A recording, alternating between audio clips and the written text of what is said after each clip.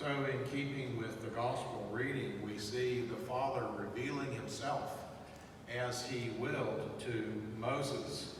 And so Moses is out tending the flocks. You recall the story that when he made it to Midian, he married one of the daughters of Jethro, who was a priest of Midian, which is interesting to note. He's a priest of Midian. This is before the priesthood of Aaron. They were actually priests. So that's interesting. Maybe he was in the line of Melchizedek. Who knows? But at any rate, he's a shepherd. And he's out tending the sheep around Mount Horeb. Mount Horeb is another name for Mount Sinai.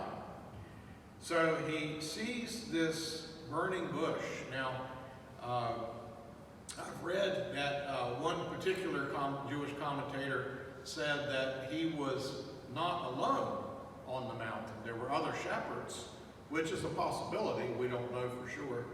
But it was only Moses that saw the burning bush. It was only Moses that received this revelation from God. What is the meaning of the burning bush? Many religious institutions and organizations use the burning bush as their symbol. I read that the Jewish Theological Seminary in New York, that's their symbol. There's multitudes of, especially Protestant and Reform groups, that take the symbol of the burning bush and they'll use a motto, something like not fully consumed or something to that nature. But what is the meaning? Well, first of all, we know that it is a revelation of God. Moses sees the bush, he turns to see the bush, he comes closer, and he sees the angel of the Lord in the bush, in the midst of the bush, in the flame. Who is the angel of the Lord? Well, there's various interpretations. The predominant Christian interpretation is that this is a Christophany. What does that mean? That means that it is a revelation or appearance of Christ himself, the pre-incarnate Christ. And obviously that is a Christian interpretation. But he sees the angel of the Lord, and then he hears God speak to him. How does God reveal himself? I am the God of Abraham and of Isaac and Jacob. I am the God of your fathers, the God of the patriarchs. And what does he tell Moses? Take your sandals off, for you're standing on holy ground. So Moses approaches the burning bush. He sees that it is a miraculous sight because the bush is not consumed. Now, almost everyone I consulted said this is a thorn bush, which was the humblest of all bushes. It was not consumed because the fire was not natural. The fire was supernatural. And it made me think of on the Easter in Jerusalem, on the Easter Vigil, when the Orthodox celebrate Easter, and they see the holy fire. I don't know if you've ever seen clips of that. So the holy fire comes out of the Holy Sepulchre, and you see people, as the fire spreads from candles to torches, they'll do this, and they'll put, and they're not burned.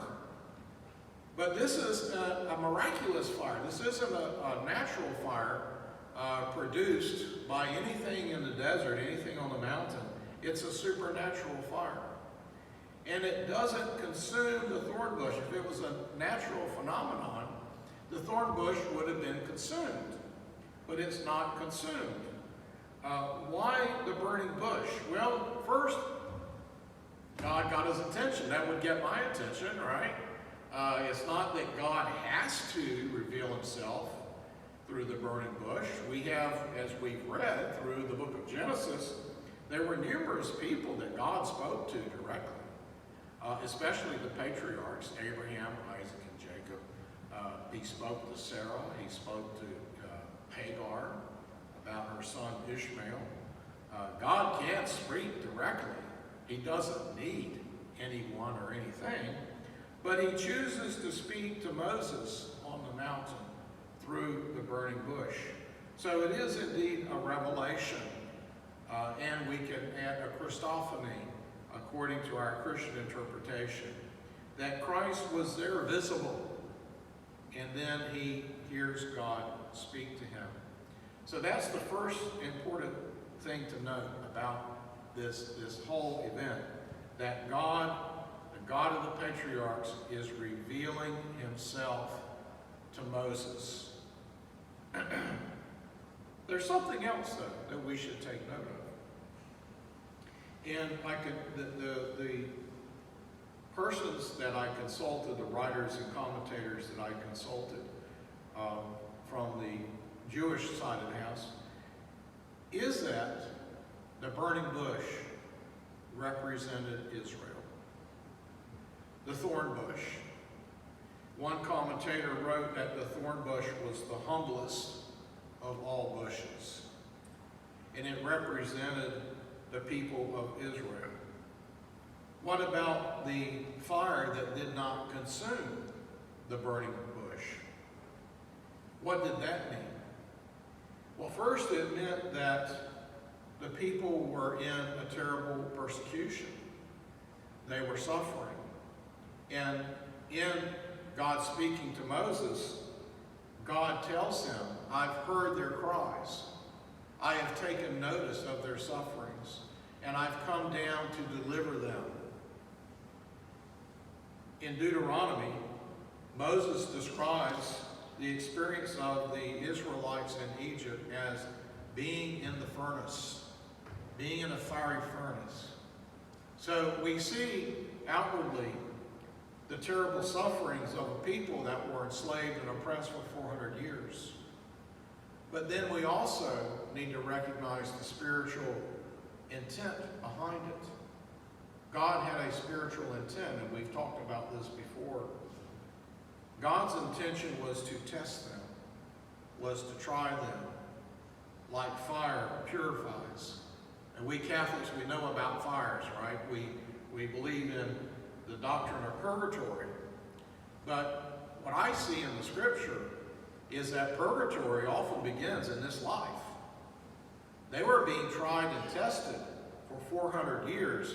They were being purified by the fires of oppression and slavery. That was God's spiritual intention. Oh, that wasn't the intention of the Egyptians. They just wanted to squeeze the life out of them. They just wanted to oppress them. They just wanted to keep them under their thumbs so that they wouldn't rise up and take control of their country. But God had a different purpose.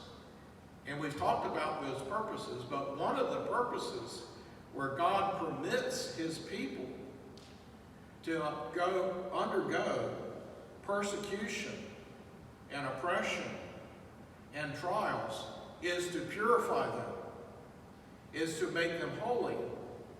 And that's what God was doing. But here's the interesting part about the burning bush. The bush was not consumed. So the Jewish commentators that I consulted said that was showing that God's intention would not consume the people. The people would not be stamped out. The people would not be oppressed to the point of extinction. But God would preserve them. God would protect them. The bush was not consumed by the fire. And so the commentators that I consulted said this is a picture.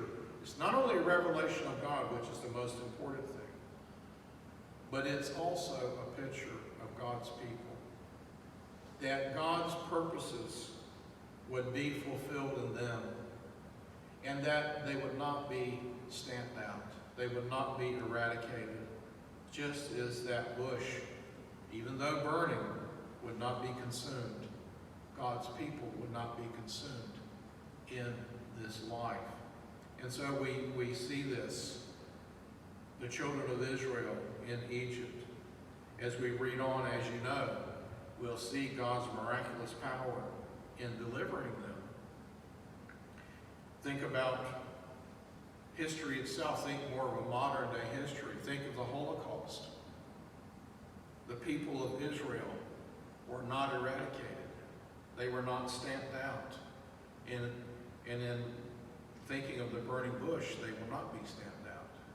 They will not be consumed, no matter what the oppression of any people or persons on this earth will throw at them.